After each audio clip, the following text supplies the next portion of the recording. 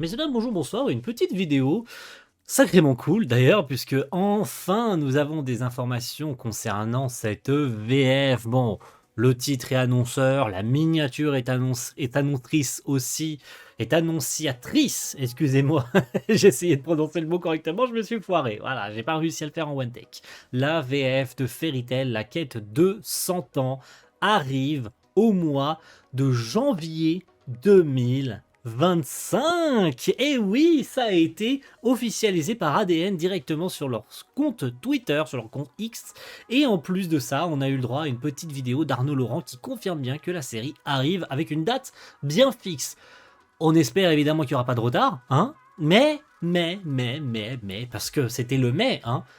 Qu'en est-il du casting? Eh bien, nous avons en plus de ça eu le casting principal de cette nouvelle VF, en fait, hein, qui arrive très bientôt. Et le voici, ce casting. Alors, avant qu'on me pose 50 000 questions, ce sera techniquement, ça a été à moitié avoué, même si non complètement dit par ADN, qu'il s'agirait toujours de Mélanie Anne à la direction de la VF. Rien de confirmé sur le studio, mais Mélanie serait bien la directrice artistique, puisqu'on l'aurait, on va dire, indirectement mentionné en lui disant bravo pour le choix de casting et tout, notamment pour l'un des nouveaux personnages de cette VF. Vous le voyez, elle est tout à droite. C'est Toka qui sera doublé par Lila Lacombe. Et Mélanie aurait répondu avec un merci, en fait, un merci avec un petit smiley cœur. Donc on peut, c'est à moitié, voilà, littéralement ça a été à moitié leak, en fait, que c'est elle qui fait la direction, enfin qui dirige toujours la VF de Fairy Tail, et donc par extension que ce soit toujours une direction artistique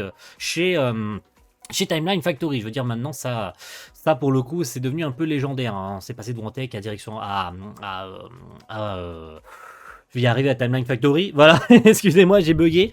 Mais donc, le voici, ce casting. Et il y a des changements. Alors, il y a un changement. En plus, évidemment, de Lila Lacombe, qui arrive, hein, sur le personnage de Toka. D'ailleurs, il spoil qu'elle s'appelle Toka.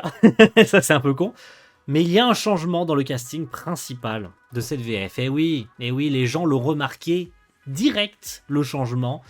C'est sur Wendy. Nous avons toujours Marie Nomen Machère sur Lucie. Je veux dire, il y a des rôles, tu ne peux pas enlever les comédiens. Même si malheureusement pour Wendy c'est le cas, et on en parle d'ici quelques secondes, histoire qu'on fasse le tour vite fait de tous les autres, et après on s'intéresse à ça. Grey, c'est toujours Emmanuel Rosenberger. Voilà, je pense qu'on ne peut pas lui enlever la voix de Grey, hein, ça reste toujours légendaire. Pareil pour Erza, si ça n'avait pas été Chantal Barouin, on aurait gueulé. Et puis, les deux loustiques, Marie Nomen Machère sur Lucie. Voilà, c'est littéralement sur ce rôle que tout le monde a connu Marie Nomen Machère. Et évidemment, notre Arnaud Laurent national. Voilà. Natsu, sans Arnaud Laurent, ce n'est pas Natsu. Donc évidemment, ça semblait logique, puisque c'est littéralement lui qui a annoncé la VF, que le casting allait se reconduire, etc. Bon, non, malheureusement pas totalement. Mais il y a des voix, on va dire, atypiques dans la VF de Fairy Tail, genre, je sais pas, un Jérémy Zirberberg sur Gadjil, tu ne peux pas l'enlever.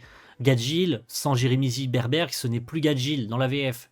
Tu ne peux pas enlever Marie Nomen Machère, tu ne peux pas enlever Arnaud Laurent, tu ne peux pas enlever Chantal Barouin, tu ne peux pas enlever Emmanuel Rosenberger, tu ne peux pas enlever tout plein de rôles, sauf dans le cas où un comédien soit décède, en l'occurrence avec Patrick Béthune, je crois, ou Patrick, oui c'est ça, Patrick Béthune, en 2017, la voix de... tout le monde le sait, la voix de je vais y arriver, hein, ça va me revenir, hein, ah purée, je veux le faire en one take, je veux me souvenir. La voix de Luxus, voilà. Excusez-moi. Vous l'avez sans doute remarqué, hein, sur la VF de 2018 que Luxus avait changé de comédien. C'est normal, puisque le comédien d'origine qui doublait depuis 2009, Luxus, est décédé entre temps. Il est décédé en 2017, Patrick Béthune. Donc il a forcément été remplacé sur la série 2018, puisqu'il nous avait déjà quitté à ce moment-là. Et donc techniquement, et on le verra dès le premier épisode en fait, parce que littéralement Luxus apparaît dès les premières minutes de l'épisode 1. Donc ça sera probablement le même comédien reconduit sur Luxus, et sur les autres on verra si c'est toujours le même comédien, notamment sur le maître, hein, sur Makarov et sur tous les autres. Est-ce que le casting habituel sera reconduit ou non? Mais en tout cas on sait que le casting principal quant à lui est bien reconduit. Et donc pour clôturer sur ça, eh bien Wendy, ce n'est plus, parce que tout le monde l'a remarqué direct, hein, c'est Valérie Bachère qui qui prend donc le relais sur la voix de Wendy. Valérie Bachert qui est une excellente comédienne, hein. Voilà, je veux dire, en dehors du fait que ça reste dommage que la comédienne d'avant soit remplacée, je vais vous donner son nom, ne vous en faites pas, et vous allez tout de suite comprendre qui c'est. Rien qu'avec ses rôles, en dehors du fait que vous la connaissiez pas pour Wendy et que son nom vous dit rien, je vais vous dire les rôles qu'elle a fait, vous allez me dire, ah d'accord, c'est elle qui a fait cette voix-là, c'est elle qui a fait cette voix-là. Valérie Bachert, elle est loin, mais alors très loin d'être mauvaise, loin de moi l'idée de juger la performance d'un comédien, même si dernièrement, je trouve que les interprétations qu'elle a faites sur certains rôles, Valérie Bachert s'est, je crois, démarquée dernièrement sur Bocchi the Rock, où d'ailleurs elle fait littéralement Bocchi, le personnage principal, hein, Goto. J'ai pas particulièrement apprécié cette VF, d'ailleurs j'ai même pas continué, j'ai regardé le premier épisode et j'ai pas continué. Maintenant Valérie Bachert, ça n'en reste pas moins une très bonne comédienne. Si Mélanie l'a choisie pour remplacer Jennifer Fauveau, voilà, qui doublait du coup Wendy sur la VF jusqu'à aujourd'hui en fait, hein, jusqu'à ce qu'elle soit remplacée. Alors on connaît pas la raison. Là, il peut y avoir mille et une raisons qui expliquent ce changement de comédienne. Maintenant, Jennifer, elle double toujours, au cas où certains se poseraient des questions, elle double toujours. Elle a doublé dernièrement sur le film, l'un des derniers films Sailor Moon, donc c'est pas comme si elle s'était retirée du doublage. Maintenant, voilà, elle était connue notamment pour être la voix de remplacement de Chi-Chi sur Dragon Ball Z Kai et depuis Dragon Ball Super. Donc c'est elle qui a fait la voix de Chi-Chi sur Kai et sur Super. Elle est également la voix de plusieurs voix dans Sailor Moon, hein, dans les derniers films Sailor Moon, notamment Ino Rei et Chibiusa. Elle était la voix alors elle est la voix, la nouvelle voix du nouveau recast de Crunchyroll sur IQ, Shimizu Kyoko. Je connais pas cette VF d'IQ, donc je peux pas vous le dire. Elle est aussi sur Dragon Ball Super Uranai Baba, donc Baba la voyante sur Dragon Ball Super. Voilà.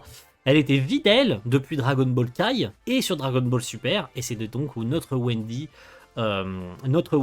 sur Fairy Tail. Ça va faire très bizarre du coup de l'avoir remplacée depuis tout ce temps-là, hein. On la connaît, on l'entend depuis 2009, hein, depuis la toute première apparition et depuis 2018, enfin tout, elle a tout fait sur Wendy littéralement. Donc je peux vous dire que le changement va être très difficile, et pas parce que c'est pas comme si Wendy, pour revenir sur ça, c'est pas comme si Wendy était un perso secondaire qu'on voyait pas beaucoup. Elle fait littéralement partie de la team principale. On l'entend très souvent, Wendy. Elle a même des moments à elle dans la série. Elle a des moments clés. Donc c'est pas comme si Wendy était un personnage secondaire qui apparaissait pas beaucoup.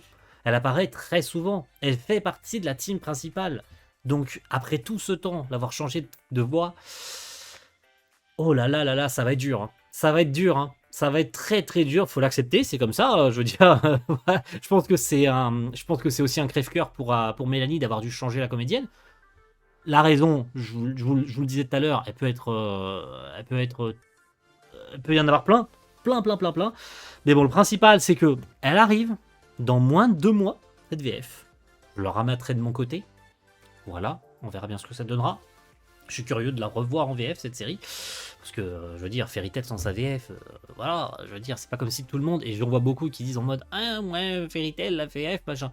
On a tous découvert Fairy Tail en VF, arrêtez de faire les anciens, je veux dire, merde, Fairy Tail en VF, merde, je veux dire, c'est cultissime, Fairy Tail en VF. Qui n'a pas vu un épisode de Fairy Tail en VF? Ne levez pas la main, vous seriez des mythos.